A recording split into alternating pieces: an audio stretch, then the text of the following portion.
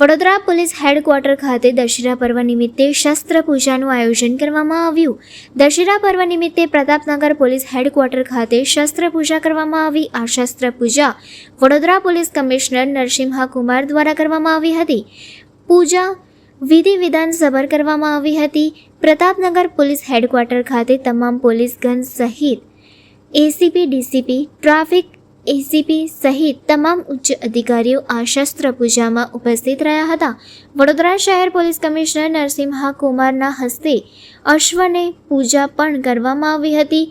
જ્યારે તેમના દ્વારા જણાવવામાં આવ્યું હતું કે વડોદરા પોલીસ હર હંમેશ ખડે પગે ઊભી રહીને સેવા આપી રહી છે અને આગામી દિવસોમાં પણ વડોદરા શહેરને સુખ શાંતિમય વાતાવરણ મળે તેવા પ્રયાસો પોલીસ દ્વારા કરવામાં આવશે, જેથી કરીને વડોદરા શહેરમાં કોઈ અનિચ્છનીય બનાવ ન બને તેમ આશ્વાસન આપ્યું હતું.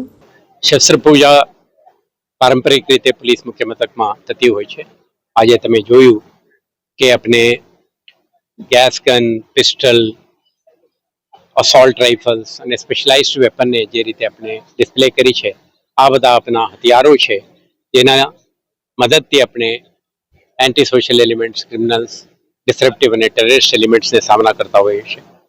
આપણા તાલીમ, આપણા સતત ડ્રિલ, પ્રિપેરેડનેસ આપણા કામ આવે છે, પરંતુ મહાશક્તિનું પણ આપણે તાકાત મળે તો હું માનું છું કે આવતા દિવસોમાં કોઈ પણ પ્રકારની પરિસ્થિતિને પહોંચી વળવા માટે શહેર પોલીસ સુસજ્જિત રહેશે અને સફળ રહેશે. દરેકને આપણા કામના કે આવતા દિવસો આપણા માટે સુખ, સમૃદ્ધિ અને સફળતા લાવે.